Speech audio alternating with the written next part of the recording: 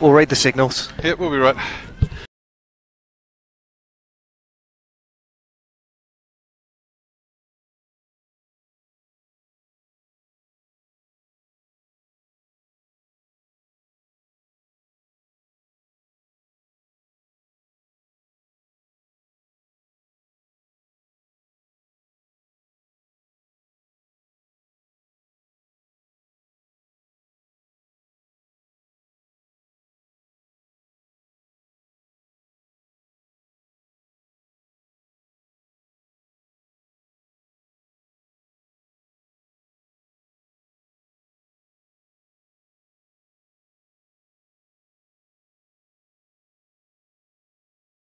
And it's a very big game.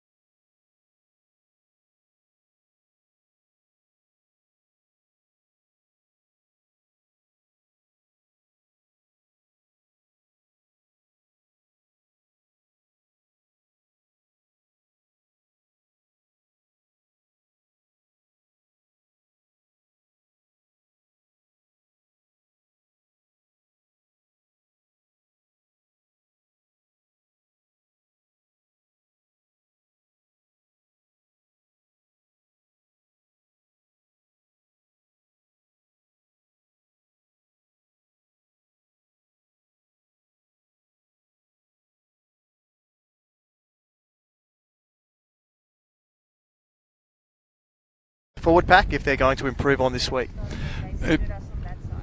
Hey?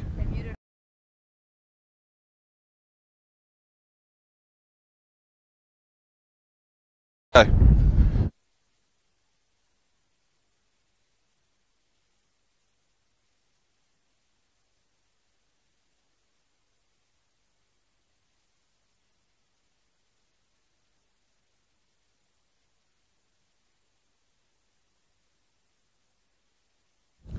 Well, good afternoon and welcome to Sears Workwear Oval for a top-of-the-table clash in the Osbrokers Canberra Raiders Cup for 2018. My name is Chris Coleman. Alongside me is Sonny Singh. And Sonny, we're seeing the sides out there on the field now. Quick preview of this first versus second game between the Queanbeyan Kangaroos and the Tuggeranong Bushrangers. Thanks, Chris. Good afternoon to you two and to all our viewers. We could be seeing a grand final preview a couple of weeks early today. I think this is going to be one hell of a clash 2 weeks out from the finals. And both sides have already qualified for the finals, but there's so many variations on where both these sides could finish, and this game has a huge bearing on the race for the minor premiership. Well, you'd think whoever wins this afternoon will wrap up top spot, wouldn't you? Absolutely. I think if Tuggeranong end up coming away with a win, then they've got top spot sealed. But we'll go through during the match. There's a whole heap of different permutations based on the outcomes of the next 2 weeks. Did you dig out the abacus during the week? I sure did. So I mean, Tuggeranong could finish as high as first and as low as third, and for the Kangaroos, they're in the race for the minor premiership as well. But they could just sneak into the top 4 if results don't go their way as well. Now we are at, as you can probably hear, a very, very windy Sears Workwear Oval. It'll be the home side to run with the wind. It's blowing from left to right on your TV screen. The Tuggeranong Bushrangers will be receiving, and the Queanbeyan Kangaroos, they do know every inch of this ground. They know how to use it. I'd imagine we'll see lots of high balls from them in the first half. The second half could be a little bit interesting as we get underway this afternoon, and for the Bushrangers kicking off, Jaden Thomas puts the ball down deep into opposition territory, and already the Kangaroos, they're out to their own 20. It's been their hallmark during the course of this season that they've really been able to get the ball out very, very quickly from that end of the park, and they continue to do so once again. Before we actually get into too far into the game, who are you looking forward to seeing in action this afternoon, Sonny? I'm really looking forward to seeing Picker and Murray for the halves for Tuggeranong. I think last week they were a little bit quiet. Their forward pack for Tuggeranong was monstered by Gungahlin. They were just really willing to throw around the ball. So I'm interested to see if if they've got a few different variations up their sleeve, because I think last week they were a little bit flat. Really excited by this little hooker there for the Queanbeyan Kangaroos. You can see him out there in the grey headgear. Reece Elton really injecting himself into the game and putting plenty of good games together during the course of this season. And of course then you've got Crisp as well, Brent Crisp, the 5'8", with his tremendous kicking game. We see the kick go down into the corner for the Bushrangers, and Jack Heyman gets hold of it. Now he's not held there, or is he? No, he's not held, and he makes it in the secondary tackle, makes it out to about the 25 metre mark. So a good start for the for the visiting side, as the Bushies really do work it very quickly. So second tackle and about 35 out from their own line now. Which way do they go? Well, they go across to the right, and you see the two Kangaroos players I was talking about before, not just involved in attack but getting involved in defence. Actually, it's not. That's Josh Ayres in there as well, alongside Reece Elton. And the Tuggeranong Bushrangers, they make their way up to halfway now, across the stripe.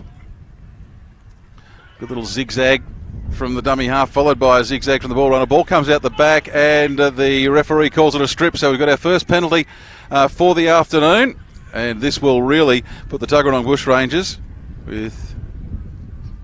Now they're going to have to work very carefully. They don't even go for the touch finder. Instead, just go for the tap. That's not a bad move, really. Mitchell evaluating that the wind might cause them to lose some distance, as the penalty was fairly central in the park, and so they work it upfield now through Francis Totu, and he's on the second, and there's only about 10 metres out. It's very hard to pick up that corner of the ground here, but we see Picker, and he goes across, he pops the ball on his outside, not sure who's got it, but he's held up just short or possibly just over, now back into the field of play. But they go the short side or the near side. They go the near side. They've got players right across the park. That's Murray. Blake Murray puts it around, and he's coughed it up. He had three players on his outside, and there was only one Kangaroos player in defence. That's a wasteful opportunity there for the Tuggeranong Bushrangers, Sonny. Yeah, and they've compounded the error with a penalty here for holding down too long. That's the stuff that'll have a coach just absolutely going nuts there. That was really just too good an opportunity. And now, instead of potentially celebrating a four-pointer of their own off the back of that wind-assisted touch finder, it'll be the Queanbeyan Kangaroos playing with just half a field. Tap is taken by Cronin. He gets it. I reckon that might be Wiley who's in there, and they've only made a couple of metres, so the Tuggeranong side were up in defence very, very quickly. I'm excited to see Bailey Hitchcock in the starting side. He was on the bench last time, a couple of weeks ago, wasn't he, when we were here? He certainly was, and he deserves a call-up as well. He's played very well over the last couple of weeks, so he deserves his starting spot. Had a great game for them a couple of weeks ago, as the Kangaroos make their way forward through Kylie. So maybe actually Hitchcock named in the 10, but maybe actually Kylie's starting there, because I don't see Hitchcock out there. Now it's Crisp, and he runs both ways, right then left. Totu tries to steal the ball from him. Crisp has ball security. Would be interesting if he'd actually let that slide, wouldn't it? Kick goes from Hay instead over to the far corner in front of the change rooms here at Sears Workwear Oval. And it's another penalty. Yeah, this one for a player being held off the ball. So the Bushies, this time they do take the touch finder. What do they get? Maybe 12 free metres from on their own line to just outside the 10, and they'll bring it out again now. Getting involved in defence, Reece Elton for the Queanbeyan Kangaroos. Now Mitchell goes across to the left from dummy half. 1, 2, 3, what's that? That's 4 Kangaroos involved in the tackle, so they really are getting in there and trying to make it hurt, and that's been one of their trademarks this year, the Queanbeyan Kangaroos, tackling in numbers. Every game I've seen, they've really done it wherever they can, especially at the other end of the park. They don't mind if a side can get around them, because there's enough secondary defenders to usually wrap it up. You don't see too many runaway tries scored against this Queanbeyan Kangaroos side, and they back themselves in defence. Now Nick Grant plays that with his foot to stop it, does the fullback, and now takes it after just taking a moment longer perhaps than he wanted to get control of it. Gets out to that'll be the 20 that he's on there. Very hard to pick up the lines on the field this afternoon. It's a very glary afternoon here this afternoon, isn't it, Sonny? Absolutely, yeah. It doesn't make our job any easier, but it's been a fairly gritty start to the game. A couple of early opportunities for Tuggeranong, but otherwise both sides just feeling each other out at the moment. Well, two ways that these top-of-the-table games go. You either get a squillion points or you don't get many at all. And what are we, 5 minutes in? No score yet on this Osbreakers Canberra Raiders Cup match of the round, 1v2. And thanks to our friends at Bloomers Personal Injury Lawyers, we see the Kangaroos work it right across the back line. They go to their try-scoring machine, Brian Cronin. He's got 10 tries for the season now. He pops it out, finds Mackey. Sakopi Mackey inside the 40, gets out of the first tackle, but Faeti has a second go at him, and they find it. Well, they still haven't got him to ground. They're trying to steal the ball off him. The hold is called. 35 metres out. Now it's back with Chris. Chris puts the ball straight up in the air and look at it blow back away from the charging Kangaroos players. It's picked off in the end by the Tuggeranong Bushrangers. I think it was Sheffield over the far side, but he was completely bamboozled by the wind. Yeah, this high ball is going to cause all sorts of trouble going into this breeze.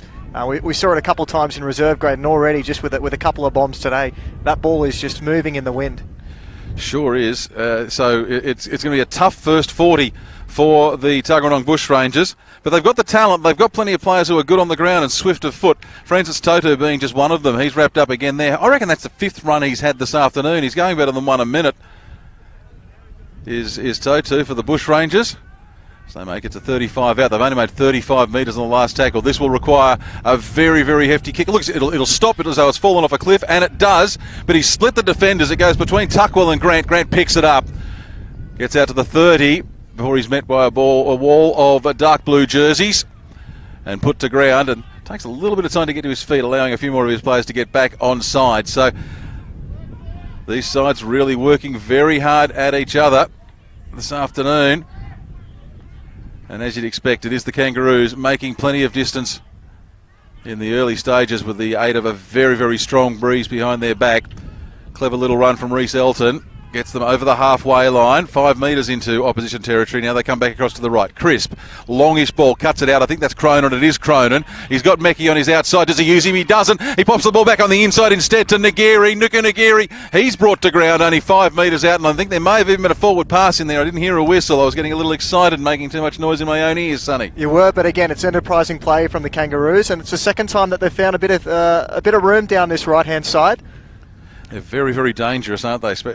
Cronin 10 tries for the season. Meckie's got 8. What's Ngiri? Ngiri's got 10. So you had 3 of the most powerful offensive weapons in the Ospreakers Canberra Raiders Cup competition, side by side by side. They're very difficult to defend against, and Tuggeranong doing well to force the forward pass. They defended it well in the end, but that's the first error that Queanbeyan have made, but they've made a promising start to this game. They have, as the Bushrangers bring it out off the back of the scrum now, and once again Mitchell going into dummy half. He's going to be very, very busy this afternoon. And there's that man again, Totu.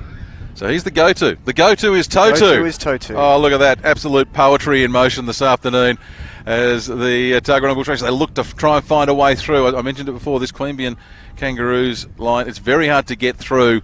You've got to go around. You've got to try and get where they commit the numbers. They commit 3 or 4 into the tackle. You've got to get those guys in and then just try and let go of the ball at the last moment to see if you can get around. But at the moment, Tuggeranong, well, they're taking the other tack, and that is, well, we'll tire them out at the moment. Faiti in at dummy half now. The kick comes from the Bushrangers. That's a pretty good kick from, just outside the 40, I reckon, to just outside the 20, into a stiff breeze that has suddenly died for just a moment, but into a fairly stiff breeze. Getting it underneath. And what's the signal from the referee there? I've just seen his arm go up and he's pointing Queanbeyan's way. I was just saying it's scrum feed, nothing untoward in there. I thought there may have been an additional signal in there for a second, Sonny. But it's just the scrum feed, the regular scrum feed for the Kangaroos. Correct. And I was interested to see what sort of game plan Queanbeyan would come to this game with. Following the Bulls' victory over the Bushrangers last week, they had a real willingness to throw the ball around, and so far, we have seen them spread the ball wide from time to time, and it has looked fairly promising. For Tuggeranong, I'm interested to see if they just stick with what's worked for them all season, and why not? I guess if you're sitting on top of the ladder. But the last couple of weeks, what do we got? We've got... No, he's grabbed a metre or 2 off the mark, and we'll just go back and play that again. Sorry, as I was saying, it'd just be interesting to see if Tuggeranong change their gameplay from the last couple of weeks. They've been a little bit flat, and it'll be interesting to see if there's any change at all. That was phenomenal last week. Just to hark back to it for just a moment, the way that the Gungahlin side, who really they'd struggled, and I don't think there's any two ways about it. They had struggled last year, to suddenly see them put it all together, play some real ad-lib, creative style of football, and it did show that there is a way to get around this Tuggeranong Bushrangers side. I don't know if the Kangaroos would want to necessarily go with that this afternoon. It might be the kind of thing that you'd save up for a potential finals clash, as well as the kick comes from Crisp down into the back corner, and it's going to go dead in goal eventually. Or is it? Yeah, it has gone dead in goal. The charging Queanbeyan player fooled me for just a moment, but there was Gruber and Sheffield. They were quite content that it was going to get a little bit of wind assistance and go over the dead ball line, and it'll be a 7-tackle set for the Bushies. Well, he kicked that from inside his 40, and that ball has gone dead in goal. That just shows you, again, the strength of this breeze here, and it probably does have an advantage. How many points, we don't know just as of yet. So 40 dead in goal. Don't see too many of those. It's the Bushrangers now making their way out just over their own 30. Continue to work on the far side of the field. That's Mick Picker. Just great to see Picker still playing footy. I love watching him play. Back in his NRL days. Now they come back across to the left. They've got plenty of numbers. On the inside, though, comes David Fa'iti. May as well have got to go past a no-through road sign. Ball comes back to Picker. Picker again, a low trajectory kick. So plenty of those from the Bushrangers at the moment, and it's working for them. They're getting meterage off them, so the breeze obviously stronger at higher level. Nick Grant picks it up inside his own 10 and gets out to about the 30. So this Tuggeranong side not chasing up as quickly now that we're about 10 minutes into the game as they were in the first few minutes, and it means the Kangaroos able to start on a slightly better footing in terms of territory. Oh, here's this trio once again. There's Nagiri. And he had Cronin on his outside. Now it's to Crisp. Crisp goes across field. He finds Wiley. Troy Wiley taken inside the 40-metre line. They're calling for it out on the right. Meckie is ready for it. Do they come this way? They don't. They go across to the left. Derek Hay. Haven't seen a great deal of him so far, but it was a good ball to Ayres. Ayres, reliable player, and again, a good try-scoring machine. 7 for him. This Queanbeyan attack is incredible. Now, a high ball, and Sheffield's got underneath it, and he's taken the ball, and then he is taken and almost taken into touch. Good attack there from the Queanbeyan Kangaroos, but they just don't quite have the option on the last tackle, Sonny. No, I mean, this game has been a real arm wrestle. We're 12 minutes in, and neither side has really had an opportunity inside the opposition 20, so it's just a case of who's going to blink first and make the major error. Well, there's 60 metres of valuable rugby league territory in the middle of the park that oft gets neglected, so great to see a game largely taking place in that middle 60. Oh, big hit from Troy Wiley, the Kangaroos captain there, got in, was well backed up by Crisp. I reckon that the tackles there, and as Jack Heyman may have found out, the tackles there don't necessarily tickle when you get front on up against Troy Wiley. Big boy, straight into him, and the kick. Now this time they do go for the high kick. Does the wind do much to it? Not really there. Grant gets it, takes it on the 30, runs sideways along the 40, gets just over that line before he's brought to ground. I think Hickson, one of the tacklers in there, was indeed Hickson. And once again, that man Fa'iti, who I think has been probably involved more than anyone else this afternoon. Now, is that Cronin all the way? No, it's Cronin's on this side, so I'm not sure who it was who's gone for the little hop and a skip in the middle of the park, but they've got the numbers right across the field again. They really do play the structure so well, this Queanbeyan Kangaroos, so they just set it up, they pick their lane, and then they very rarely deviate from it. Crisp with the dummy, up to the 40, over the 40, nearly to the 30. Trying very hard to stop him from moving his Dixon. Referee eventually calls held, and once again, play goes off to the left through Hay. Then that would be Ayres. Josh Ayres, about 25 out from the line. They work the ball back on the inside now. Working across field. And Sonny, you're going to have to take over for just a minute. I've got to get equipment here. Okay, not a problem. They bring the ball out wide. Chris puts a good kick through. It's taken there, though, and they're taken just outside, although they may be dragged back into the in goal. This looks like it's Fa'iti again with another hit up. Strong hit up too. Spread it right, falling in the tackle there.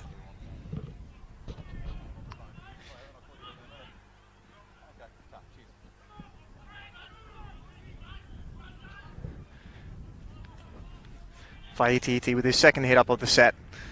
Takes it up to the 40-metre line. Josh Mitchell in a dummy half on last tackle. He finds Picker. Picker inside the 40. He's got a rebound here. We've got players. We've got 6 to go here as well. So the referee's called that it's been played at. And the Bushrangers will start the set about on the halfway line. Mitchell in a dummy half. He finds, I think that's Venisi.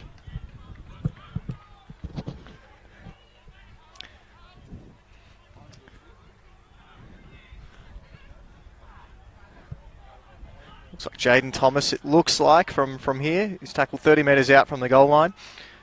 Mitchell in a dummy half. He finds Venisi again. He goes short this time. That looks like Hickson. There's their first real attacking opportunity of this half, as Venisi takes another hit up, and they're just 10 metres out on the last tackle. Mitchell in a dummy half. Ball finds its way to Picker. Picker puts a grubber through. It's taken there, though. And it looks like they've got out of the end goal as well, so they'll start just outside their own goal line here. Thank you, Sonny. Sorry for that, mate, but as you know, part-time job and full-time job, and sometimes the full-time job gets in the way of the part-time job. And the Kangaroos, well, the deadlock's still not broken here. That was good for the Bushrangers to get the repeat set and finally get some time inside the opposition 20. But again, we're just seeing really this game is being fought right through the middle of the park. That was a good step, wasn't it? Would have been interesting to see if the ball had gone to the outside to Cronin, but couldn't quite get the ball away. Now it's Nagiri again. For a second rower, he plays almost like a third winger, doesn't he? He does. He's got speed, he's got strength, and that's what we see, another very, very towering bomb. And that's a great take from Gruber. Takes it almost like a slips fielder in cricket, just dived in underneath it, got hold of it, and managed to regain his feet and get up to the 30-metre line. So the Bushrangers now making their way further up than they've been in the past. Referee's keeping a big 10, by the way. It's closer to 15 in some parts. Now on the go, is that Sheffield making his way in the middle of the park? I think it is. I think he's come over on that far wing. So they're starting to mix it up a bit, this Bushrangers side. Just over halfway. On the go again, Picker. Picker sends it outside to that man, Fa'iti. He'd have to be a man of the first 17 minutes, wouldn't he? He's had a lot of touches so far. In a scoreless game, you give it to the guy who's had the ball the most and made a couple of tackles, and that'd be him. So on the last, they send it back to Picker again. Picker sends it down to Nick Grant. Grant does not have to move. He read that one very, very well, straight off the boot, able to straighten up the middle of the park, and he's taken 30 metres out from his own line. Ball goes behind Meckie, picked up off the ground by Crisp.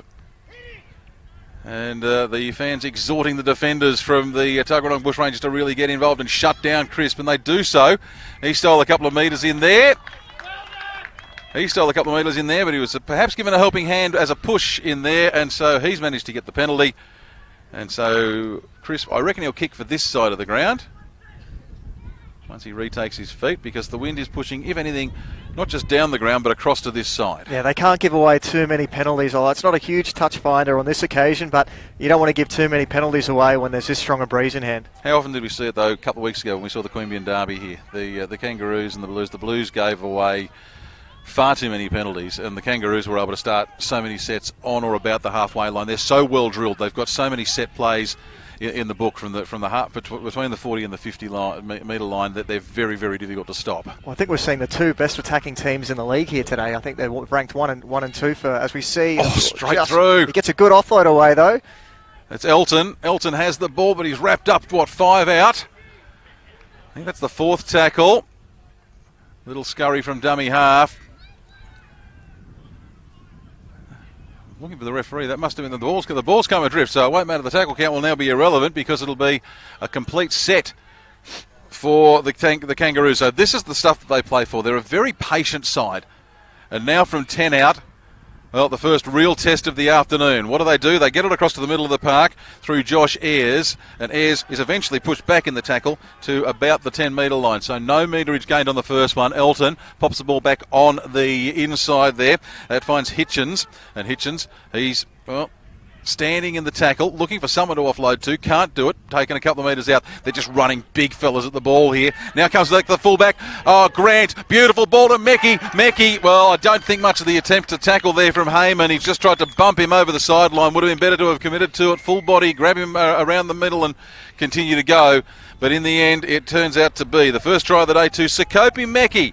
His 9th for the season, and 20 minutes gone. We've finally got points on the board. It's 4-0. Yeah, lovely cut-out pass there from, I think it was Nick Grant, who he got his wing on one-on-one. Beautiful and then, as you mentioned, it was a fairly meek attempt to take him out, but it's a good finish in the end. Yeah, you've got to commit. You've got to commit to the tackle there. You might get away with that stuff in junior footy, but once you get up to the seniors, especially against a player of the calibre of Sekope Meckie, who knows how to get his way across the stripe and knows how to get the ball down, you've just got to actually commit and wrap him up in the tackle. Won't be an easy conversion here. Having said that, Chris has been potting them from all over the place this season. He's got 60, 61 goals or something like that for the season. He is kicking with a fairly favourable breeze as well, so he won't have to put too much on it.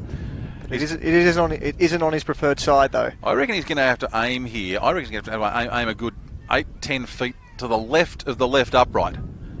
It's really going to have to turn almost square to get through. If he aims it straight, it'll go on the near side. So he's really got to aim it well outside the left upright. Of course, having said that, he's then got to hope that the wind doesn't drop, because it's while it's fairly blowy, it then stops and goes to nothing for a second. What's he do with this one? Let's see where he goes. He's gone a low trajectory. He's gone, and what did I say? He's got to hope that the wind doesn't drop, and what's happened is he's kicked it. Wind has completely died away. So unsuccessful, no conversion, and it remains 4-0. 19 till the break here on the Osbreakers Canberra Raiders Cup. Match of the day on Bar TV. Chris Coleman and Sonny Singh bringing in the action this afternoon. Thanks to Bloomer's personal injury lawyers, and a beautiful afternoon for football. Maybe a little bit breezy, but some great conditions. Beautiful sunny conditions here this afternoon. Plenty of beanies and jackets. I don't think it's actually that cold this afternoon. It was colder here 2 weeks ago. A restart play. Grant comes out from fullback, takes it, pops it back on the inside. It's so many options to bring the ball out. Wasn't Derek Hay. Hay was one of the options they had there. He's staying off in back play. Something else that we haven't spoken a lot about. Hay, the halfback for the Kangaroos, he really can, for a substantial period, play traffic cop. There he is now. He's got it and goes for a run himself. But he's hardly been sighted, I reckon, in the first 15-20 minutes of this game. But as the game goes on, it allows them to just completely change the point of attack and go with him, as a towering kick goes from Crisp, and again a diving catch from Gruber. Gruber just short of the 30 as he goes to ground. Now on the run by Fa'iti. Only make about 3 metres, but they're outside their own 30. Wind has suddenly dropped away. Bouncing out of the tackle. I think that might be Martin in there for the Bushrangers. Was indeed.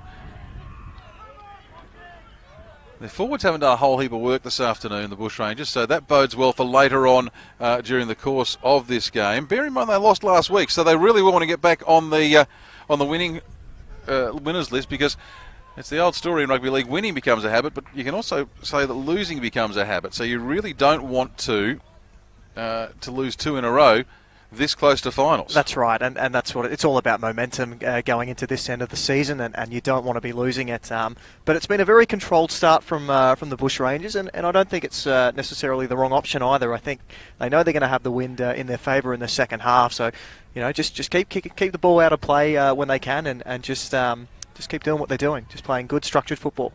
Indeed. So we've got the scrum here after the kick. It'll be the Roos to eventually bring it out. The ball, well, it mills around at the back of the scrum for a moment. Very difficult for us to see it, but make their way out to the 20. They're a little bit more compressed. Oh no, they're not. This is one of their tricky things. The Kangaroos, they're setting up as though they're compressed, but they had Cronin just lurking well out wide. He was covered by the Bushrangers, so they were awake to it, and now Meckie's come around the outside to come back to his more traditional position on the wing. But yeah, you had Cronin there. Is Cronin now. So last week we had Ryan Cronin last week. It was Brian Cronin the week before. We're back to Brian Cronin this week. Don't think it's a job lot. Halfway up the ground now. That's the midway stripe you can see. Elton into dummy half, gives it back to Chris. Chris goes long ball, finds his halfback. That's Hay. Hay chips over the defence, or tries to chip over the defence. It's taken there well by Sheffield on the far side of the park, or at least I think it was Sheffield. And then he is monstered into touch on a secondary attempt. But they've picked up the penalty in there, so the referee's saying that the tackle had been completed. Yep, that's exactly what he's saying. Tackle had been completed, and you can't drag the player once the tackle's been completed. That's right. Once he's on the ground, once you put a hand on him, that's it. Unless you're Gordon Tallis. Yeah. They're on the 40. Didn't think it was that funny, but it got a laugh from somewhere. Okay, now the Bushrangers, they're on the way as they get yet another penalty. Won't cause too much. Well, it depends what they do with it here. They didn't take too many metres the first penalty with the kick, and again, really just kicking for the sideline. They've made a bit more out of this one. That one actually held up a bit. So they start from 35 out, do the Bushrangers. Calling for slowness in the play of the ball. Now that's Oakley. Oakley didn't play last week, did he? He had a rib injury. Adds a whole new dimension to this club as well. Murray offloads, dummies a couple of times. Oh, it's popped out of the hands of a Bushrangers player, and it's been taken. Is that Nagiri who's got it in the middle of the park? I reckon it might have been. If it was, then the Bushrangers are very, very lucky they didn't give up a 4-pointer, because if that was indeed Nagiri, he's one of the fastest guys in broken field play that you'll see. So they've ridden their luck so far, this Bushrangers side. They've only conceded 4 points. I reckon they'll take that, 4 points in the first 26 minutes, running into a very stiff breeze. I reckon it's a good 16-point win per half here. As Crisp decides not to kick, sets sail straight up the middle of the park. Brought to ground on the 40. Now they go to the left through Hay. Hay, long ball over to the far side. Is it Tuckwell over there? They come back on the inside. Elton, now Baxter. Baxter tackled on the 20. And now there's a whistle. Oh, gee, ill discipline. Ill discipline. Yeah, late tackle penalty there, and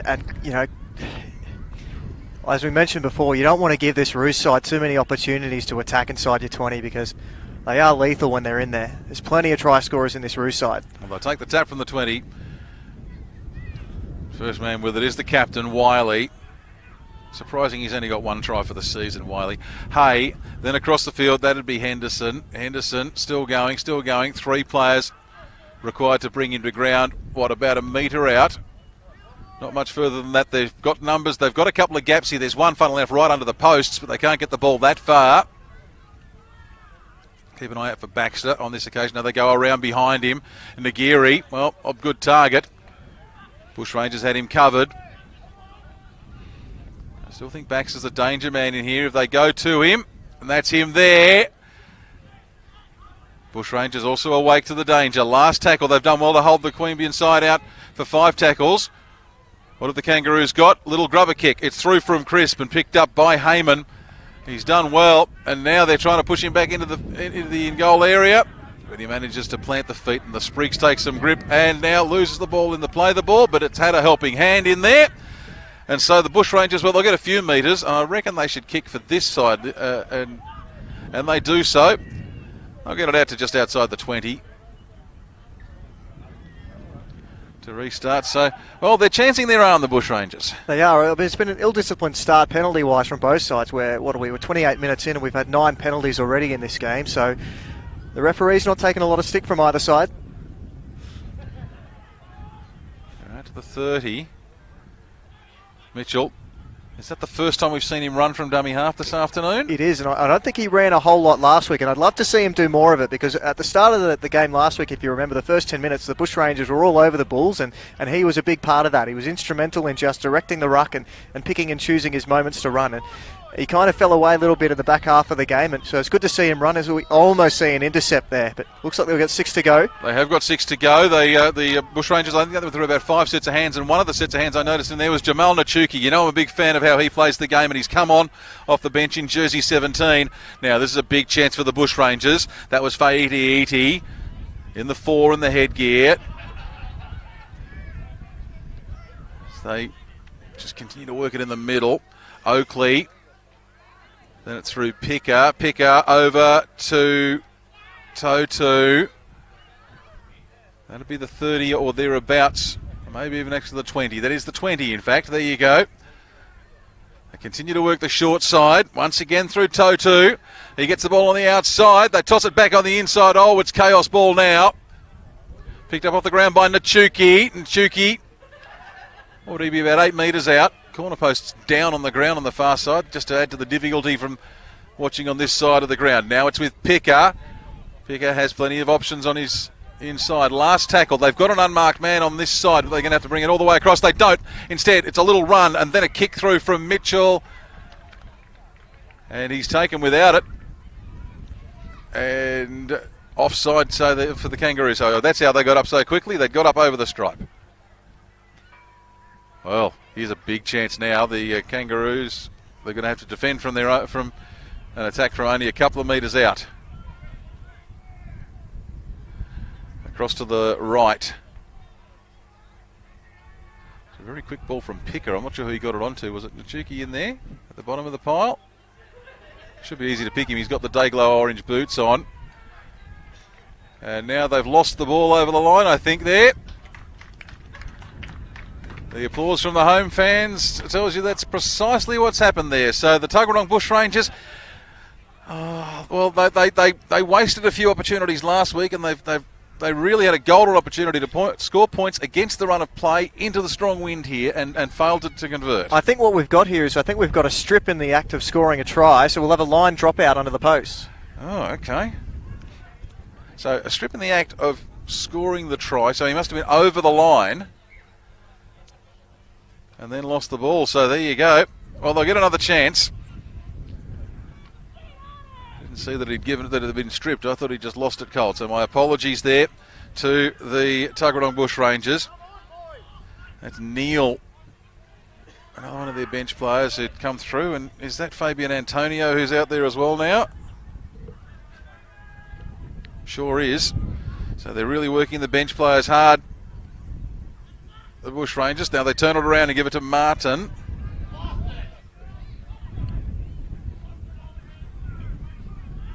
Across to the right they go again. That would be Antonio. Gets through the tackle. Which way? Across to the right. Once again, Picker. I'd like to see him go a little bit faster and just pass the ball on. I understand that he's trying to draw defenders. Kick over the top. Now for mine, that was offside, but it's a knock on anyway. So the ball comes back for the Queanbeyan Kangaroos. I reckon the receiver was in front of the kicker there. Yeah, it looks looks like this ball's coming out to the 20. It should So be. it might have been a knock on in goal. Was a knock on. It was certainly a knock on in there. I just wasn't sure exactly where it was. Like I said, that corner post is down, so it's hard for us to pick where the stripe is in that corner of the field. Bear in mind we're calling on the wrong side of the 40 at the other end of the field. Doesn't make it any easier either. So it's interesting to note we've seen Josh Mitchell put in a couple of last tackle options now. So that's his second or third kick of the half so far. So he didn't kick so much last week, but he's taken a little bit more of a leadership role inside the 20 this week. And they have he's got a couple of different kicks there too, which is making it very difficult for that Kangaroos side to defend. So far they've shut him down. It'll be interesting when he's got the wind going at the other end. Sonny, all over to you for a minute. All right, as we see the Roos go down the left side. And it looks like they have gone over as well. We'll just confirm who has actually scored the try.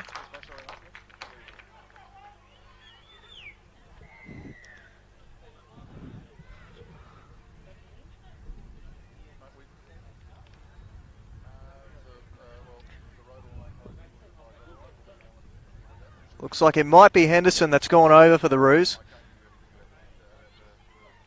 Again, they go to that left edge and they split them quite easily, and then it was just a bit of strength and speed from Henderson that gets the Roos over.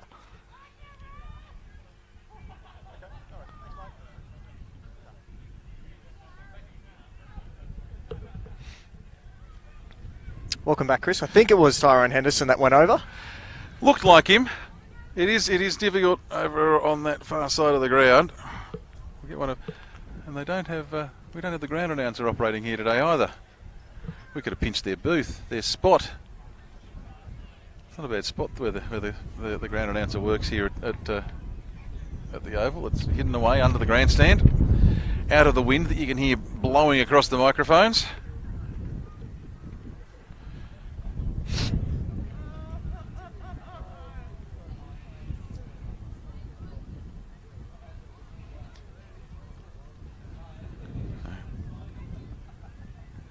This one, Chris needs to just sort of put it up high and almost straight at the post. He's gone low again, and he's missed again.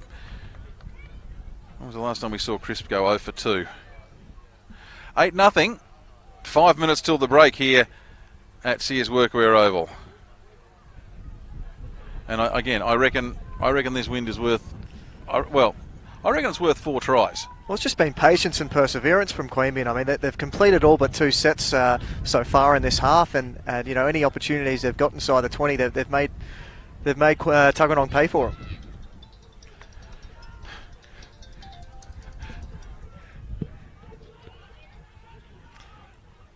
We've got Chris back on the phone now, so we'll take the call again. As Queanbeyan, after points, 30 metres out from their own line. As they're up slowly to get to his feet, we'll just check. It's an early kick from inside the 40, and this one will find touch, so they'll wind down the clock a little bit as we approach half-time. It's 8-0 Queanbeyan over Tuggeranong at the moment. And you'll take that after points, Chris? Absolutely you will.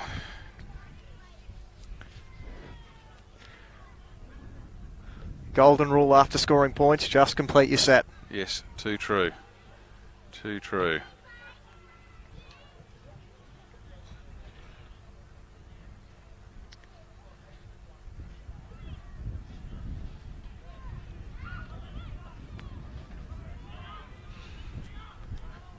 Well, penalties aside, it's been a very open game so far. We've seen both sides were quite willing to move the ball around. Tuggeranong have played very structured, but Queanbeyan on as many opportunities as they get, they look to spread the ball right to the right side, where, as you mentioned, you've got the likes of Ngiri and Cronin and Mickey.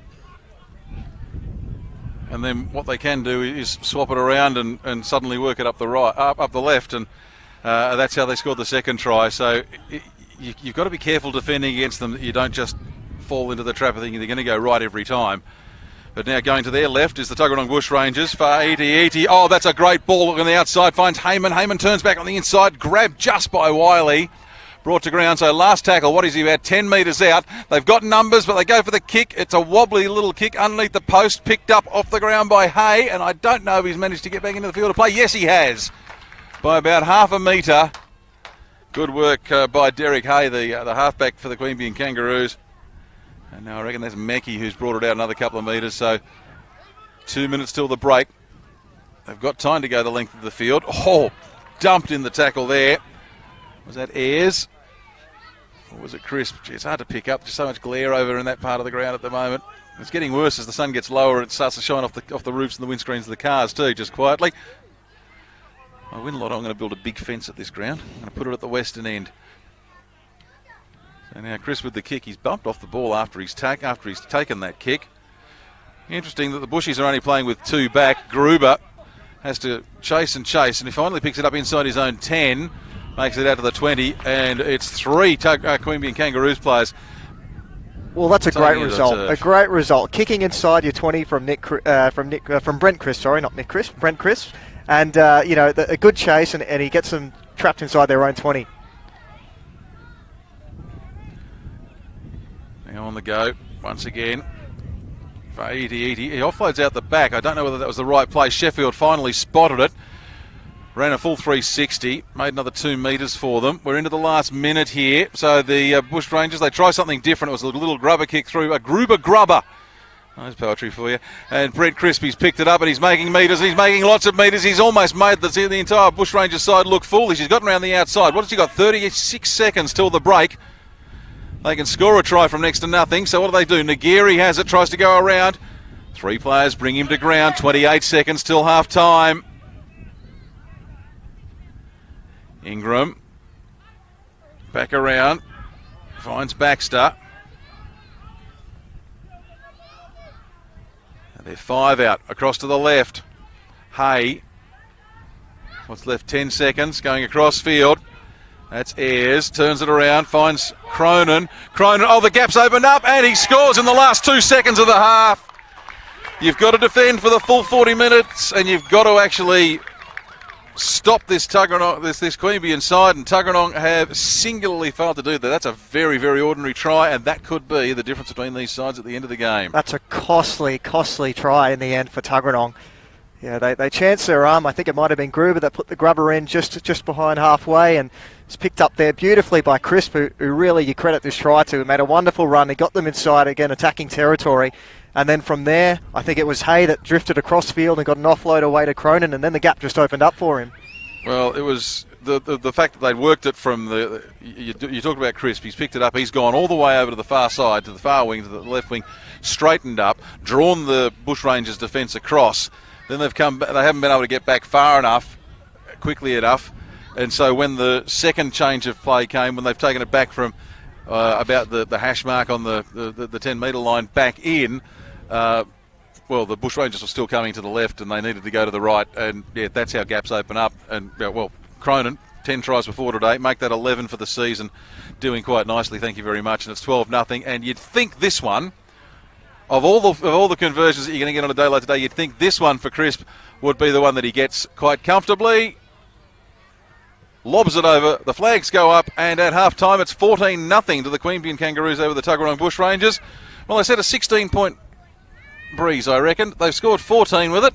What do you reckon? Enough? Yeah, well, if the game keeps going the way it is, I think Queanbeyan have been a better side. They've made fewer errors. They've conceded more penalties, but I think they've defended a lot better on their goal line. And I think that kick there from Gruber is a sign of maybe a little bit of frustration and a lack of patience. I think Queanbeyan have been very patient with the ball in hand. They haven't tried to score off every play, and when they have had their opportunities, they've taken them. But they've also defended very well on their goal line. I think the Bushrangers are getting a little bit frustrated. They are. We saw that last week too. It's the old Queen song, I want it all and I want it now. Whereas for the Kangaroos, there's been more the Guns N' Roses. We all need a little patience. Well, it is interesting. I reckon there have probably been more offloads from Tuggeranong this week so far in the first half than there might have been all game last week. I think they've definitely showed a little bit more willingness to throw the ball around. Absolutely. Well, half-time, 14 points to the home side, the Queanbeyan Kangaroos. The Tuggeranong Bushrangers yet to open their account. We have seen on numerous occasions this Queanbeyan Kangaroo side, once they get a lead, they're very hard to run down. But the conditions today, well, it is windy, and the Tuggeranong Bushrangers will be running with the advantage of that very, very strong wind in the second 40. We'll be back for that very soon here on Bar TV on our Ospreakers Canberra Raiders Cup match of the day, where it's 14-0 to the Kangaroos, the Queanbeyan Kangaroos over the Tuggeranong Bushrangers.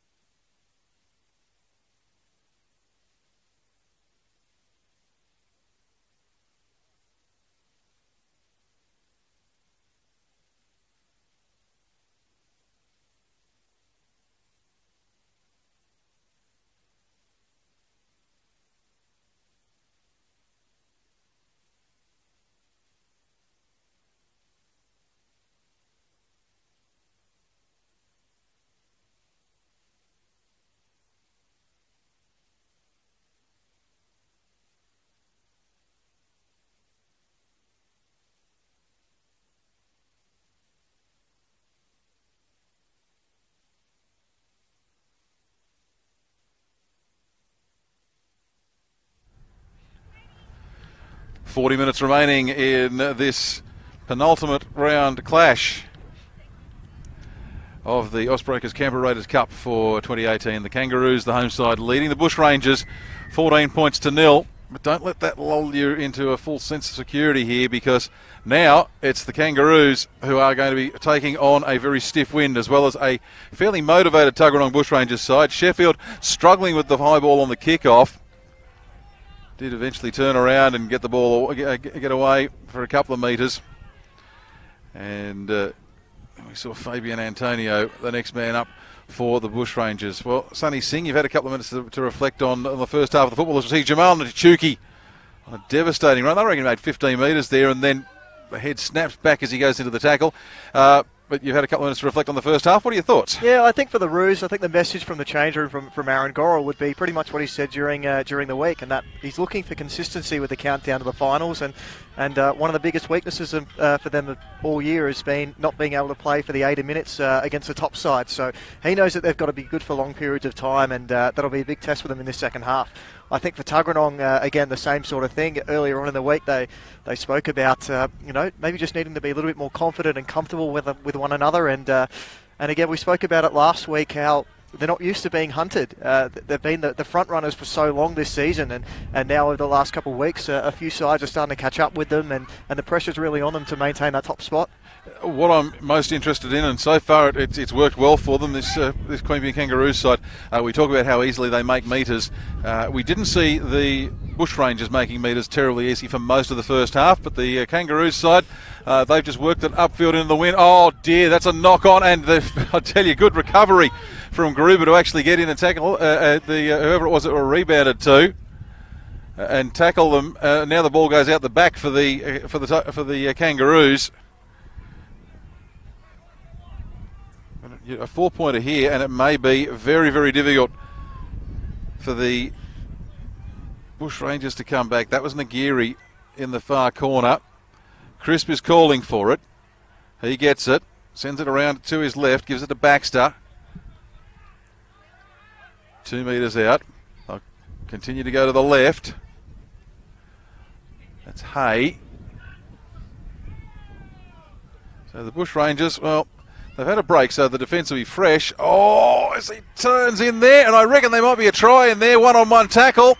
It is a one-on-one tackle, but he's turned around, placed it on the ground, and it was one of the bigger boys. He's turned around and just been able to place the ball in the tackle. And that makes it 18 points to 0. And that might just make it a little bit harder now. Well, it will make it a bit harder. And it's the man I've been talking about repeatedly through the latter stages of the first half for the Queanbeyan Kangaroos, Jaden Baxter.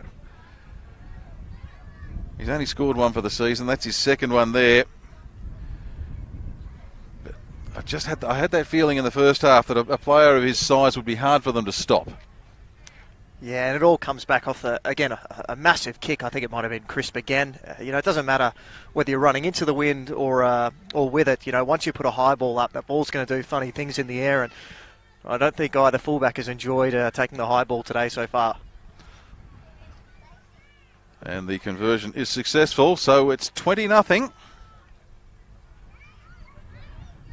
Still a long way to go in this one, but now the Bushrangers, they've got to be the side to score next. If they don't, I think that there is a potential for the floodgates to open here, because their heads may just drop a bit. And that's it. And it's all about confidence. And like we mentioned before, you don't want to be going into the finals with your heads down and your confidence reeling. So the Bushrangers kick off. Hay gets underneath it. Forward roll as he completes the catch. Lost all his momentum as well.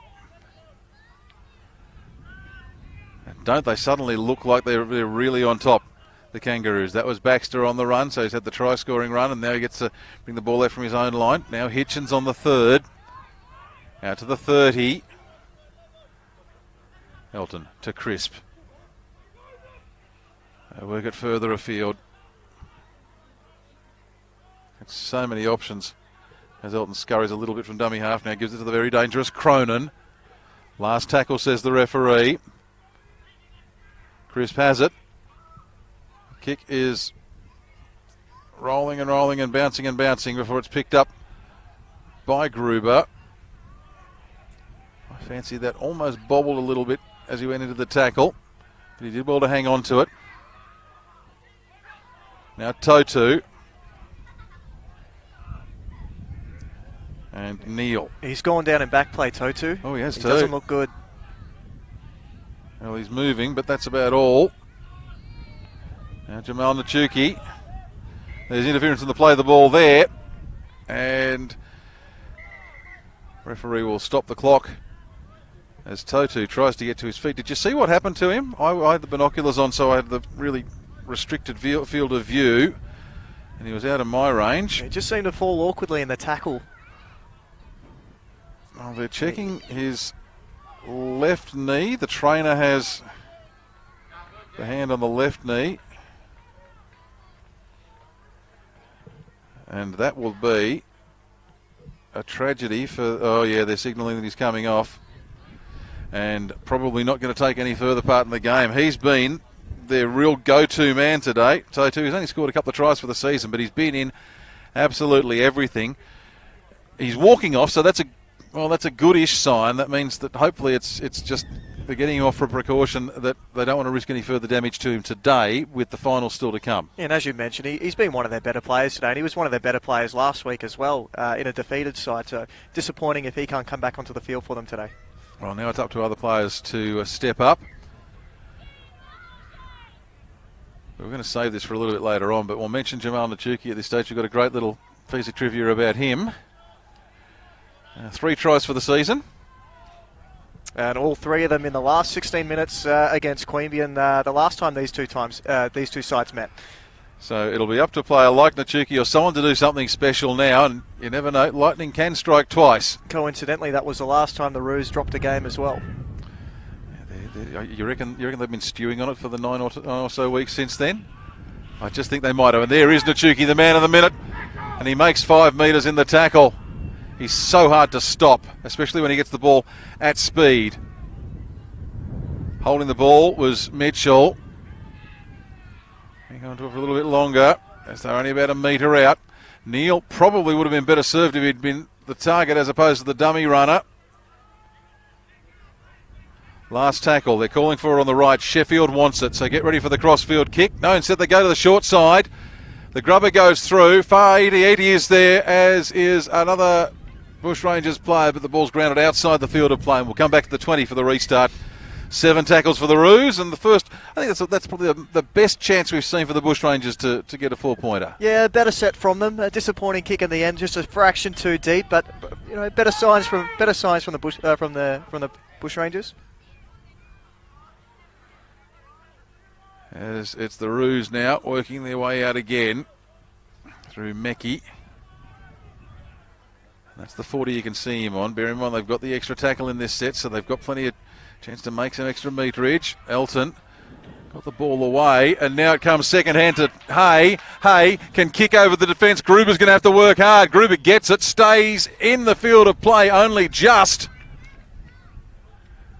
Well, nice to see them trying something different, but they still had a couple of tackles up their sleeve there. I reckon maybe a running play instead of a kicking play might have been the choice there. Yeah, a bit of a rush of blood there from Grant. The referee had ruled on 6 to go then as well, so he was kicking on 0 tackle, so maybe he didn't hear the call, but probably could have played the patient card then. So instead, it's now the Bushrangers bringing it out. That's Faiti as they work it across to the left. Now Neil.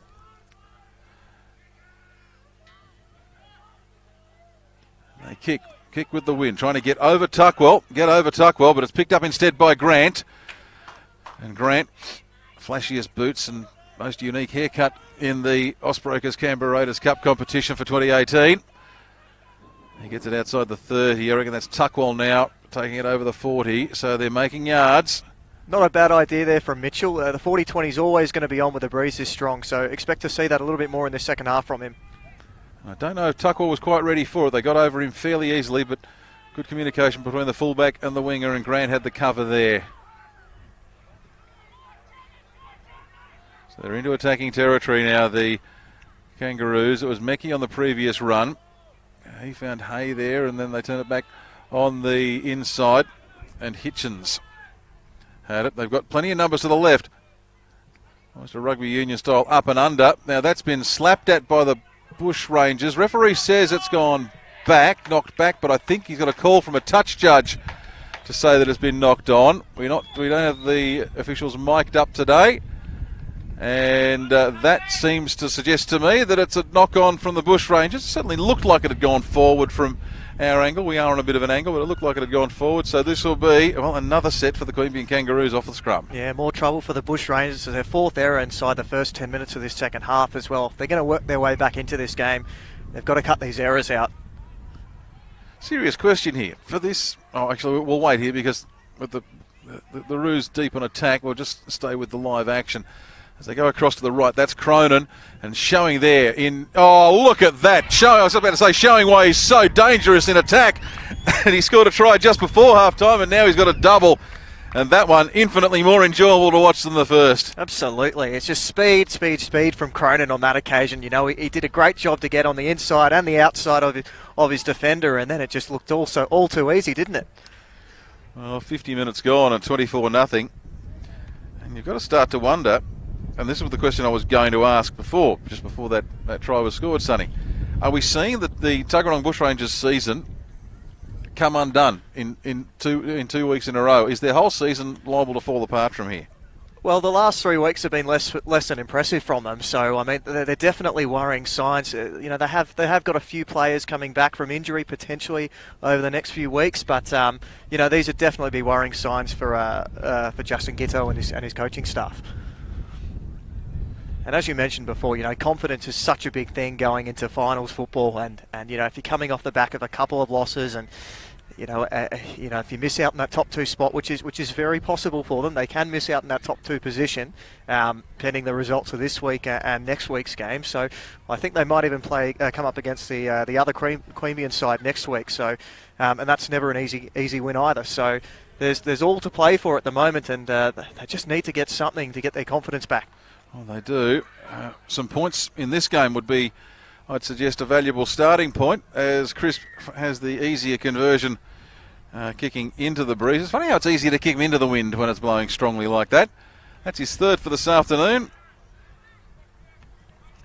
So I've got 5 tries and 3 conversions. Yeah, it all adds up. That makes sense. 26-0. Yeah, they're just not making this any easier on themselves with the errors that they're making. As we mentioned, you know, they've only completed 3 out of 7 in this second half so far, and they just haven't given themselves any sort of opportunity to work their way back into it. So what do you do here if you're Justin Gitto with half an hour remaining and now a 26-point deficit? You'd be starting to have to think, okay, well, this one is probably cooked. It's probably a bridge too far now. So what do you do if you're the coach? I mean, look, they're guaranteed finals football, but you still, I mean, it does give you a rare opportunity to maybe try out some new combinations and maybe a set play here or there or two. But I mean, he'd be looking for, you know, essentially wipe the scoreboard clean and just start again. You know, just play this next half an hour as if the score's 0-0, and just work your way into some sort of form and get some confidence back going into next week. Win the last half an hour at least. I'll try and hold the Kangaroos out, but gee, they're making ground as we see McGeary picked up and unceremoniously dumped, and now on the last crisp kicking again. They've made life hell for Matt Gruber today. He really has had some difficult kicks to field. Did well to actually hang on to that. As Fa'iti now brings the ball out for them. He's been one of the best for the Bushrangers today. The 25 or so out from his own line. I tell you the other thing I'd like to see from the Bushrangers now. I'd like to see some real disciplined play, as we see Venisi on that one, and now it's Antonio. Take it to about 5 short of halfway. I'd like to see them really just try. Okay, let's try and just batter our way through. Get the forwards to play some traditional rugby league. Just give it to them early in the count. Run straight and hard, straight at the opposition. As they've lost the ball. Oh dear. Well, and that would be the other thing that you'd like to see them do. Just not make another mistake for the next half hour. Play error-free footy for 30 minutes. Well, that's it. I mean, that's 3 from 8 now. You compare that to the Roos, who have completed all 7 sets so far in this second half, and it just reflects on the scoreboard. But I mean, interesting, that again, that's probably the first time in a while we've seen Tuggeranong shift a little bit from their attacking structure and just look to spread the ball wide a little bit, maybe push the pass one too many on that occasion, but I mentioned it before, I haven't really seen too much of a plan B from them in terms of attacking style, so it'd be interesting to see if we see any sort of change in game plan for this last half an hour. Would you believe, for a side that's top of the table, I'm just thinking now whether I've seen them 4 times or 3, if this is the third time or the 4th time I've seen them this season. I certainly know this is at least the 3rd. I don't think I've seen Tuggeranong win a game this season. For a side that's at the top of the table, they might have me barred from any future Tuggeranong games as this season unfolds. There goes Nick Grant for the Queanbeyan Kangaroos. I saw him early in the season at Greenway against West Belconnen in what was, I will quite safely say, one of the ugliest games of football I've seen. The Kangaroos had a great day on the field there at Greenway, but that was about the excitement for the day. West Belconnen, I don't think, completed a set in the first half and wound up taking home the points in a pretty ugly game of football. Then last week, completely different, as well, that's Nick Grant as he turns around, and has he got over? I think he has. Well, that's come from almost nothing. He's run over about 10 metres out, has Grant to score that, and I see you shake your head there, Sonny Singh. That one really was pretty easy. Yeah, the wheels are starting to fall off now for Tuggeranong. You hate to be looking up at the scoreline, but it's starting to look ugly as well. We're at 30-0 with 25 minutes to play, and they just look like a side just drained of confidence at the moment, which is, you don't normally say that of a side that's sitting on top of the ladder. Are they about to go into the wilderness as the finals approach? Like you said, they're guaranteed finals, but they could still play. It could still be a one-and-done finals campaign for them. They could find themselves outside the top 2. And let's not forget, there is a side that I rate as in the hottest form of the lot in the competition, and that is the Woden Valley Rams. Their second half of the season has been something special, and they are about as entertaining a side to watch as any I've seen in recent history. In any country footy competition you care to name. And I know you've got the scenarios, and I reckon after this conversion we can possibly just start to turn our attention to what may happen. Results this week and results next week pending. But yeah, so all in all, a pretty easy try for Nick Grant. Only scored half a dozen for the season, but I reckon none of the previous 5 would have been easier than that, and he put it down almost behind the black dot as the conversion comes and makes it now 32 points to 0, 24 minutes left. There is still the chance for this to get seriously ugly because the Kangaroos, they are now seriously motivated. Yeah, and I mean, the Tuggeranong could potentially finish as low as 3rd if results don't go their way, and you mentioned the Rams earlier, and they've got a relatively easy draw for the run home with the Bulldogs and the Sharks over. I think they might play the Bulldogs today or tomorrow, and then the Sharks next week. They could potentially seal the minor premiership if the Kangaroos drop the game next week as well. Oh, it's great to have everything to play for.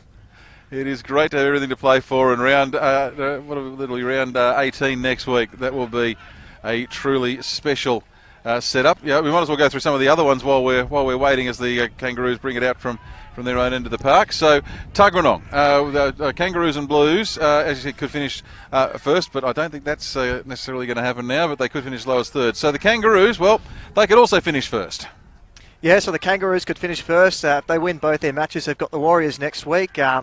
If they do drop a game, though, it does put them in danger of falling to 3rd because the Rams do have a very similar for and against, or potentially 4th, but I guess they're not going to lose this game against Tuggeranong today, so I think that's out of the equation. So it'll be a 1st to 3rd finish for the Kangaroos as well. So for the Rams, as I mentioned, they could potentially steal the minor premiership if the Roos drop the game next week, and the Bushrangers drop both of their games. So they could potentially end the season with the minor premiership, and also off the back of something being undefeated for something like 13 weeks or something like that. And you reckon that the Queanbeyan Blues won't lift next week if they know that they can completely ruin the Tuggeranong Bushrangers season? Yeah, they're a side that you just don't know which team's going to turn up on their day. They're brilliant, and then on other days they can be relatively average. So you just don't know what's going to happen with the Blues, and the Warriors. Before we go to the Warriors, let's just stick with the Rams for just another moment there, because while we are saying that their draw this week and next relatively easy, if they do get a bit of complacency, they can still miss out on the finals. Absolutely, and I guess we've seen it with Tuggeranong over the last 2 weeks. I don't know whether you'd call it complacency. I think the Bulls last week were just just hot to trot. But the week before they came close, losing to the they just got over the Sharks by 6 points the week before. So there's a lot of work to be done still, and still a lot of results to happen before we have a top 4 finalised. So we've looked at the top 3. Now, what about on the fringes? We've got the Warriors and the Magpies. So let's talk about West Belconnen, because they would really like to get another crack at the premiership. They're still alive at present. They are, and potentially they could finish as high as second. They do need to win one of their 2 games to qualify. If they do win both of their games and the Kangaroos drop a game, they will move their way up. But they could potentially finish as low as 6th as well if they lose both of their games. And it is Warriors v Kangaroos next week, isn't it? Correct. Oh wow, what a mouth-watering prospect that game is. And then for the Magpies, well, they need I think miracles. Yes, I think a miracle is the right way to say it, because they need to win both of their matches, and then they also need Woden and the Warriors to lose both of their matches as well. So they've got to pull for and against, which is going to cost them in the end. So I think it's all, you start talking about mathematical chances with them. So they're probably out of contention, but I mean they did their chances no harm with a last gasp win last week. I'm not sure which game we'll have on Bar TV next week, because there are 2 games that are vitally important. The Warriors versus Kangaroos game next week is vitally important, but also what's the other one in there? Oh, the Tuggeranong Blues game is important. The Rams Bulldogs, the Rams Sharks game is important. I reckon it might be. Geez, the Kangaroos have done well with a favourable draw. It might be the Kangaroos Warriors game next week. I won't be with you next week though, Sonny. I've got a pre-booked commitment elsewhere in Canberra next weekend, but it'll be Ryan Curran and yourself next week. And whichever game you get, it'll be an absolute corker. You can guarantee that, as we head into the finals of the Osbrokers Canberra Raiders Cup. And I believe we've got all the finals to be streamed live as well. So plenty of footy still to come here in the nation's capital. As the Bushrangers, they've hardly been across halfway in this half. There's a man who was busy last week but was being quiet today, Hickson, on that previous run there. They just don't seem to have had too many players produced this afternoon. No, we haven't seen a huge amount of second phase play in this second half as of yet, but again, it's a very, very simple game plan that the Bushrangers stick with. It's very much one out and play structured football. As we see another good bomb put up here. Good luck to the fullback here, who does well. Well, Grant's one of the best fullbacks going around in country footy and does well to get underneath it. The wind picked up too, just as that ball went off the boot. And he's copped a knock in the tackle there, in fact, has Grant, and he has not come back up. He stayed flat on his back. The trainer's come out to check him, so let's see where are they looking.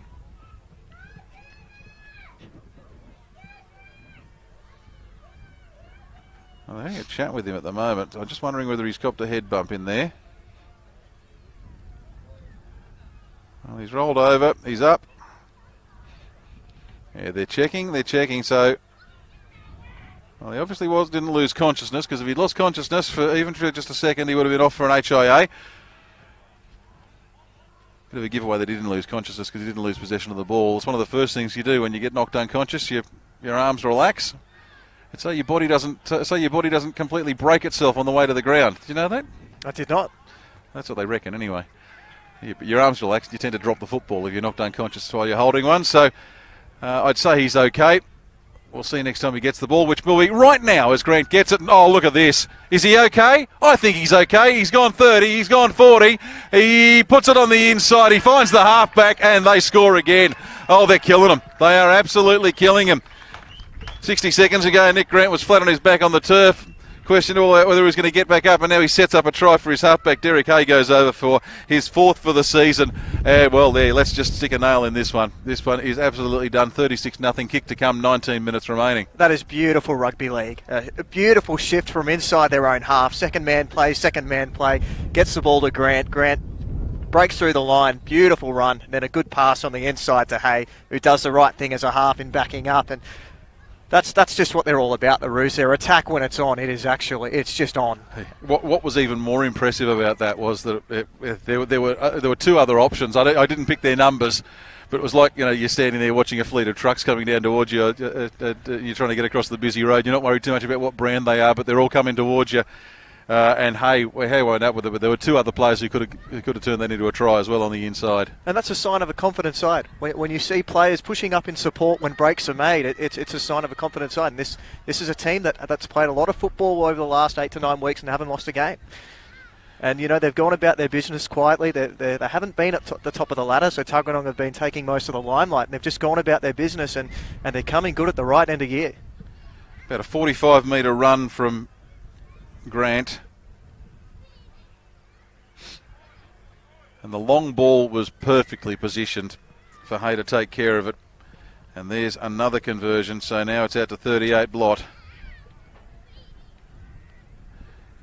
Well, did you expect this to happen coming out here today? Not even close. I thought we were in for a really close game. I said at the start, or early in proceedings, I was expecting one of two things. I was expecting either a high-scoring game or a low-scoring game. Didn't know which way it was going to go, but I was expecting it to be close. I was not expecting a high-scoring game from one side and a no-score game from the other, as we're into the last 20 minutes, and the Bushrangers, well, really yet to threaten to add seriously to their score, and it's the Kangaroos bringing it out from their own line once again. Gee, this Tuggeranong Bushrangers side. I was just John Croyder from the Canberra Raiders Cups behind us now. John, I think this is the third time I've seen the Bushrangers this season, and I haven't yet to see them win a game. I must be the only person who's not seen them win this season. Where'd they play the Blues? Oh, that's right. I saw them at Seaford. It is the fourth time, so I have seen them win one. They won't have me barred from the finals then. We're okay. I was a little bit worried. I forgot about the Seaford game. That was phenomenal. And that's the other thing. That's thinking back to that game. The first 20 minutes of the second half in that game, they kept the Queanbeyan Blues completely in their own half of the field, Sonny.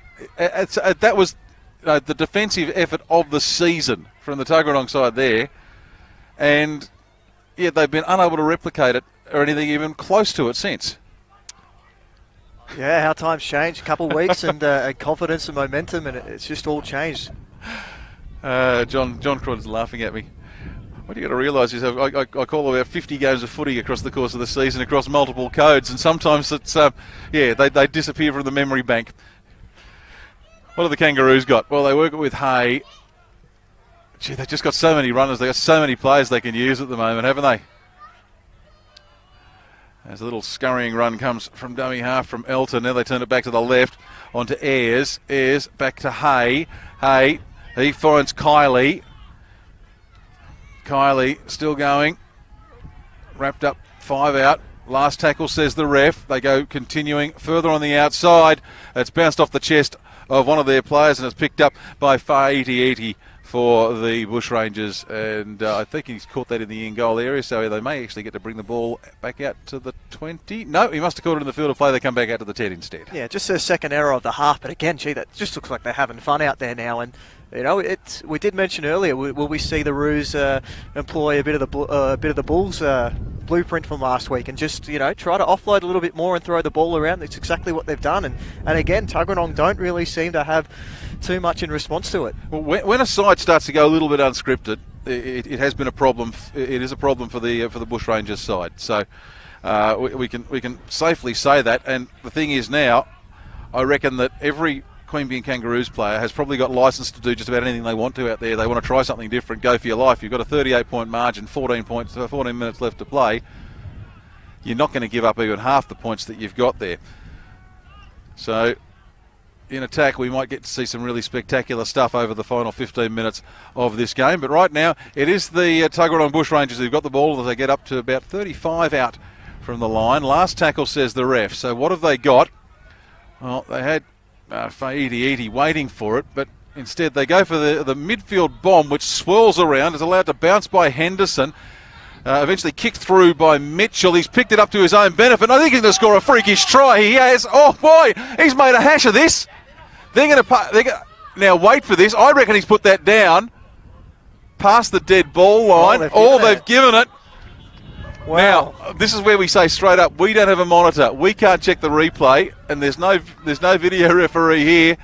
But I reckon the Tuggeranong Bushrangers might just be thanking their lucky stars there's no NRL bunker, because that looked like, and especially going from the reaction of a couple of the Queanbeyan players in there, it looked like he may have put it down either on or just over the stripe. Well, I'm not sure about the goal line, but I'm pretty sure that there was a knock on here from Josh Mitchell when he was trying to recover his kick. So could have been that too. I think that's what people are up in arms about. But look, it gets him on the board, and Mitchell adds to his try tally for the season. But yeah, it wasn't exactly the prettiest try he'll score, was it?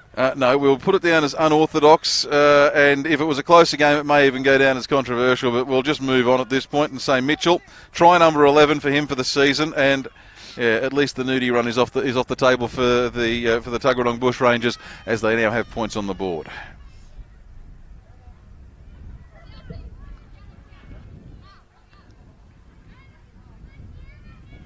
And I will say I'll go back and check the video a bit later on, and I will apologise if I've called that wrong. But I reckon there's a couple of things in there that he may have got a little bit lucky with. Well, referee Ollie Levato is a good mate of mine, so if he's got that decision wrong when I see it on the stream later, he'll hear the end of it until the end of the rig. He did have to chase quite a way. He did, because I think he was expecting the ball to be going the other way or to be completely wrapped up, and Mitchell's managed to pluck a try from next to nothing. He's converted himself as well. Let's just rewind a little bit further back in that play.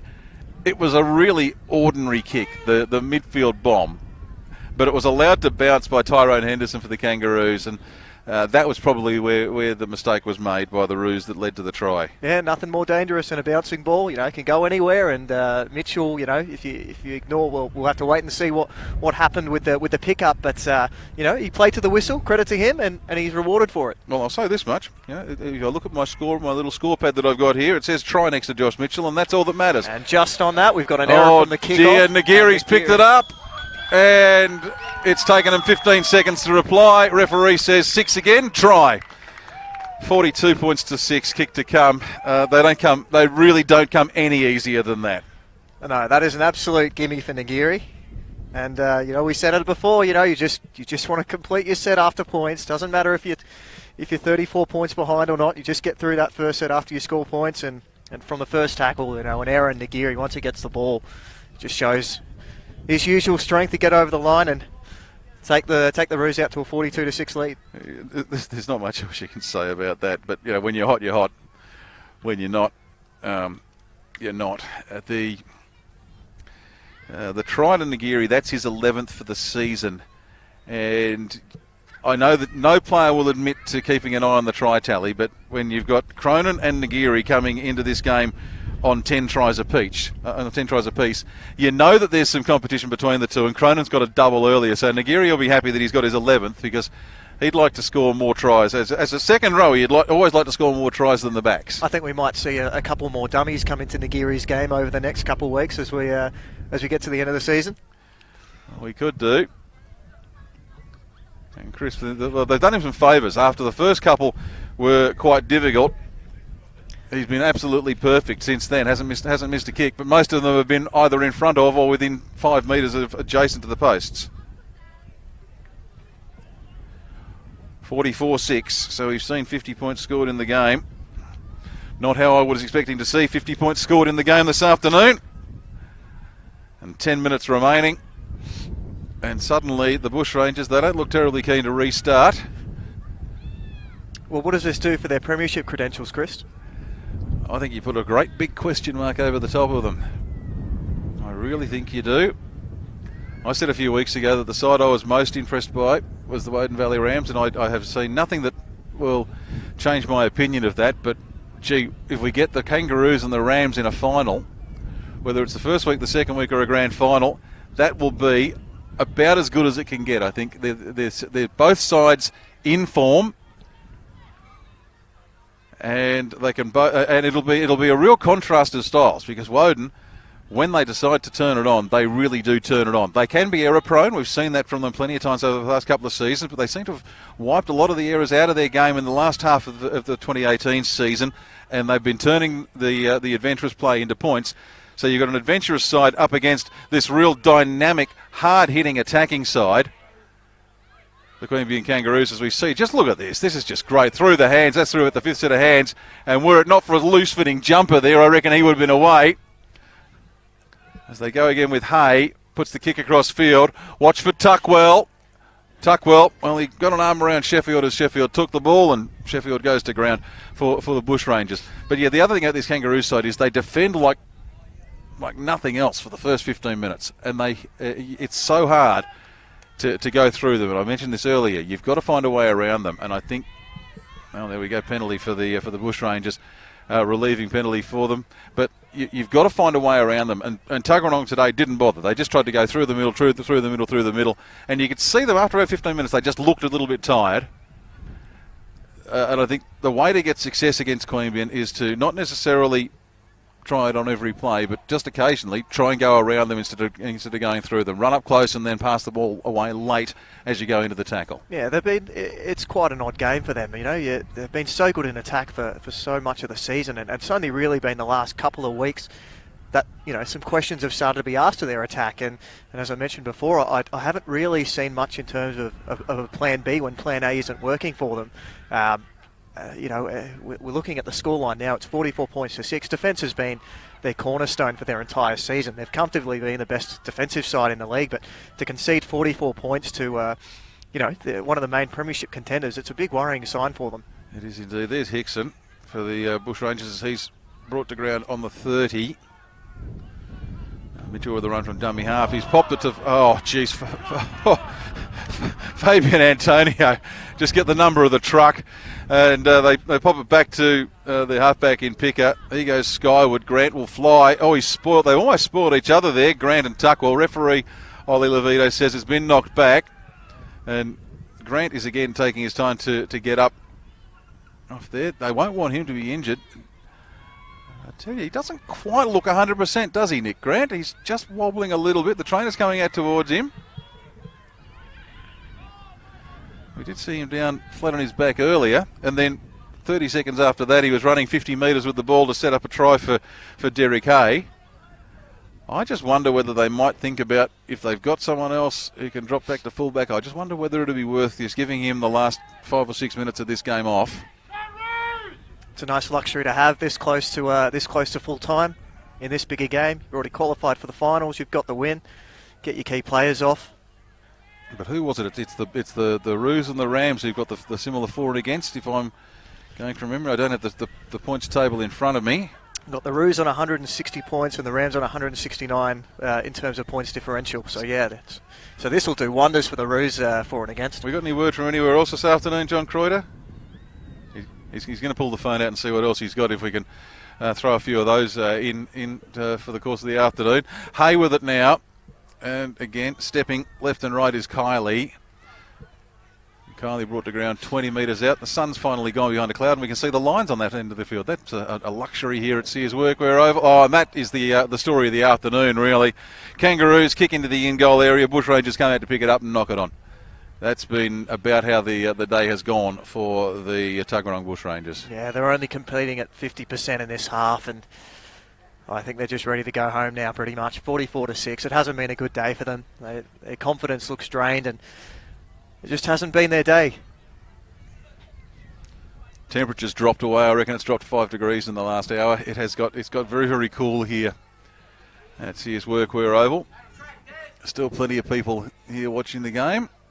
Plenty more watching upstairs. I was amazed. I made my way through the club before the game today. There's a lot of people who pulled up chairs inside the big glassed area in the Kangaroos clubhouse here. It's a great place to watch footy from, that clubhouse. I don't know whether you've ever sat up there and watched a game inside.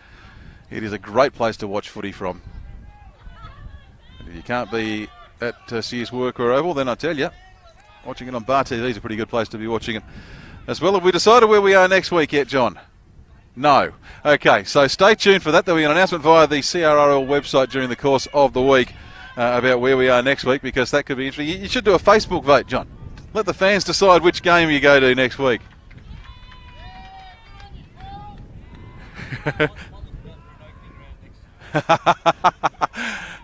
He doesn't want to give up control. Doesn't want to give up control.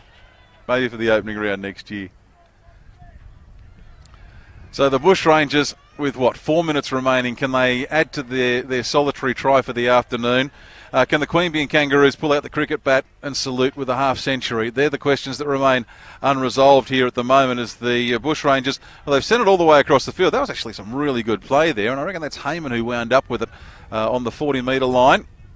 So will they throw it around with a bit of gay abandon? Murray straightens up, goes towards the half, and before he's brought to ground. Now Mitchell.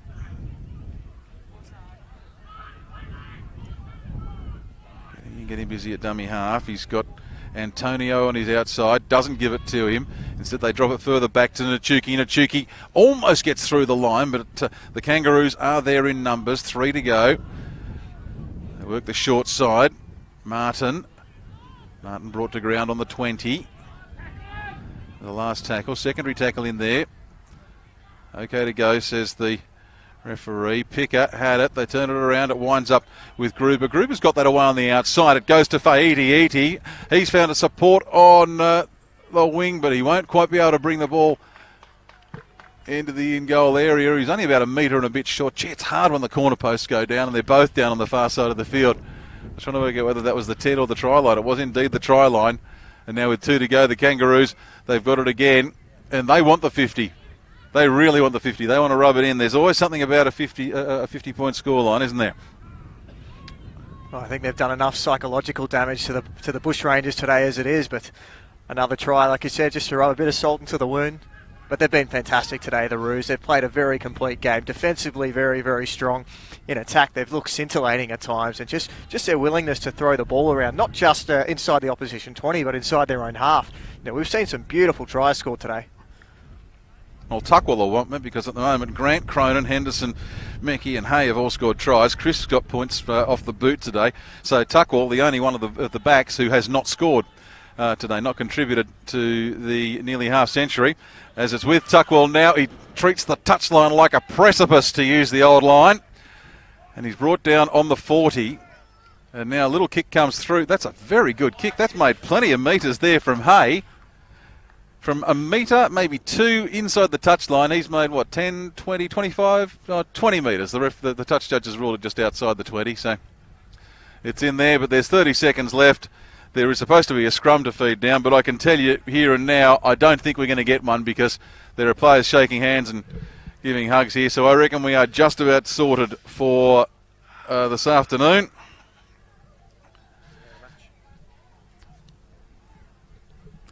And really just such a dominant attacking performance from the Queanbeyan Kangaroos. The big question is, and you'll find out on Bar TV, where do we put this? It goes out all over the place, doesn't it?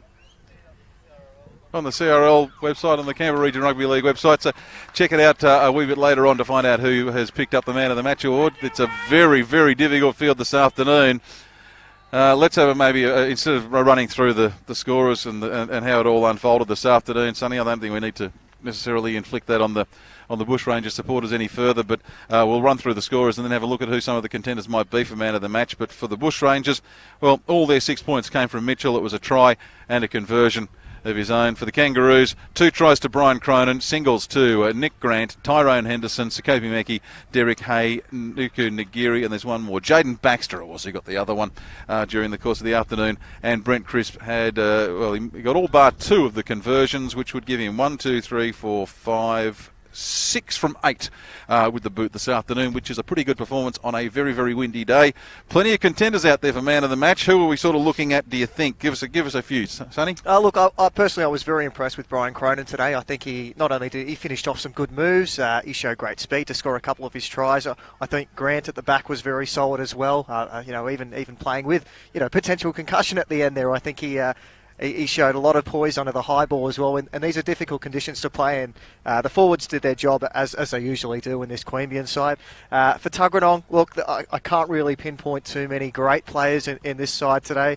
I thought Vanisi, at least he ran hard. Totu looked good when he was on the field, as he has the last couple of weeks. He did go off with injury, so hopefully there's nothing too majorly wrong there. I just want to note at the end there, I saw Nick Picker just clutch at his collarbone in one of the last tackles that he took. So you don't want to be losing losing your halfback this close to finals either. So, look, there are some worrying signs there for the Bushrangers, but for the Kangaroos, again, just very, very solid performance around the park. I don't think they had a bad player on the field today. Well, that's the thing. There's really 5 or 6 players who you could pick as the best on ground there for the Queanbeyan Kangaroos today.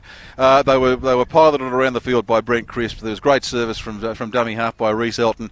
Nuka Nagiri, always a dynamo, added to his try tally for the season. Jaden Baxter scored a try in there and was used in that battering ram role, absolutely to perfection. But yeah, that backline, gee, it's just getting better and better and better. Cronin, Grant, Henderson, Tuckwell, Meckie, they're all so hard to stop, as were the Queanbeyan Kangaroos this afternoon.